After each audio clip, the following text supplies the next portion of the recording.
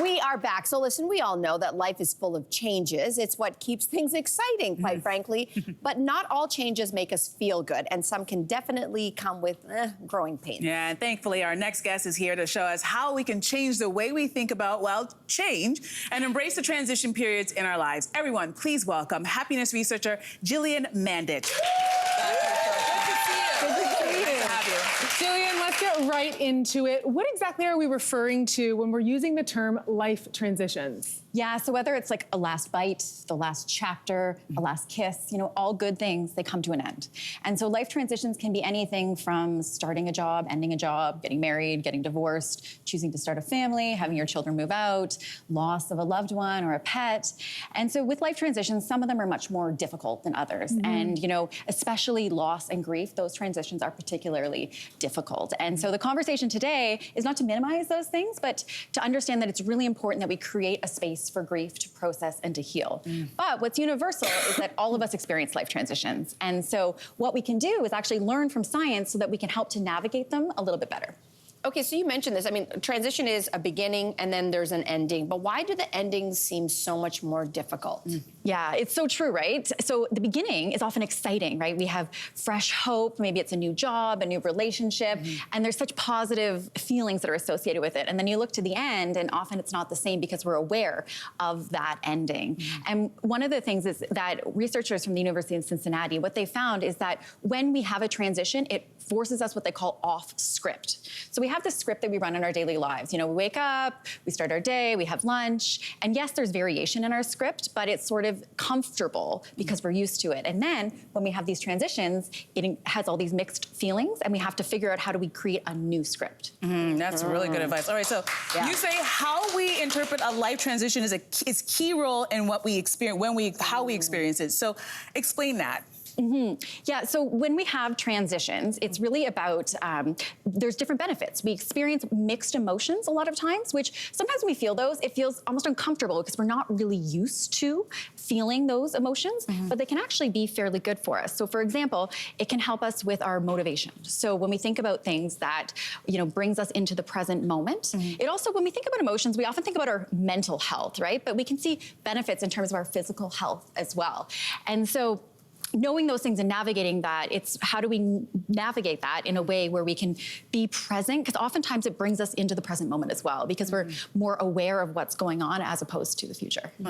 Let's talk more about mixed emotions. You say that bittersweetness can be good for us, which I'm sure we all have experience with, but what exactly are the benefits? Yeah, you know, mixed emotions are hard, right? And so, you know, when I was thinking about transitions, like oftentimes in research, I apply the things that I live in my life. And so I recently went through a transition and I moved.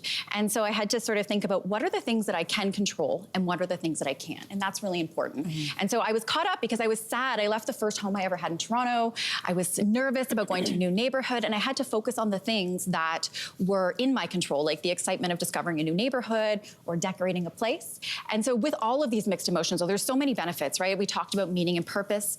It also can make us really present in the moment when we're feeling those. It also can enhance our social connection. So what happens is when we're aware, we can sort of have a general understanding of our common humanity or have more empathy for other people. And we can also, you know, it's something that can bring us more motivation, right? If we're aware of a change, that can be something that maybe is a catalyst for us to maybe make a behavior change, to change our script. So we all know that anticipating a beginning or, you know, anticipating good things, that really boosts happiness. But you say that we can also anticipate and get good boosts from anticipating an ending? Yeah. Like, how does that work? Spoken like someone who's never been divorced. I know. Say it, sorry. The divorce club over here.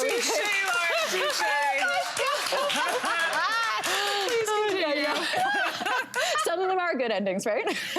So the thing is, when we are aware of an ending coming, like if you're on vacation or something, right, you know that the end of a vacation is coming. What we know from research is that anticipating the end coming can help us be more present and aware in the moment. It can make us more aware of time, so we actually enjoy it. You know, sometimes you blink and your vacation's over, but being aware that the ending is coming can sometimes bring us into it to actually appreciate and to notice all of those things before the ending even comes. All right, so Gillian, you've given us some great tips, but give us some tips on how we go easier on ourselves ourselves when we're in the middle of a transition? Oh, yeah. And transitions are hard, right? And so, one of the things is that I think sometimes we're focused on like the steps that we need to follow or Yes. the path that we need to do.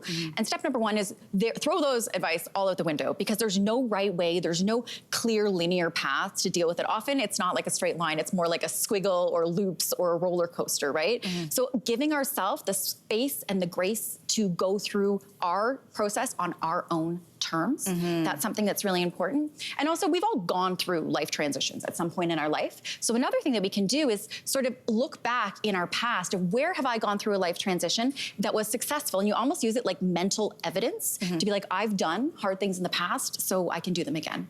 Okay. Great advice. Great advice. Those are great tips for our mental health. What are some of the things that we can do day to day to make this eventual process easier when it comes? Yeah, so, one of the things is I was talking about how we go off script, right? And yes, our script has changed, but there may be certain things, routines that we can continue. And they sort of act like an anchor of normalcy. So as we're rewriting that script, we have some familiar things along the way. The other thing is that we have to give ourselves time. And especially when you're in a transition and someone says, give it time, it's hard, right? But it's so true. We need that time and that space, and to give ourselves that grace to go through it, to feel through it, and not to sort of rush to the ending. That's really important. And also, if you're struggling, reaching out to a trusted mental health professional, like a psychologist, because what they can do is they can give us tools to help us navigate whatever transition we're going through. All right. Thank Great God for my information, therapist. right? Jack is watching. And look at you now, thriving. Julian, we always love having you here for Thank this you. news that you can use. We really appreciate it. Thank you.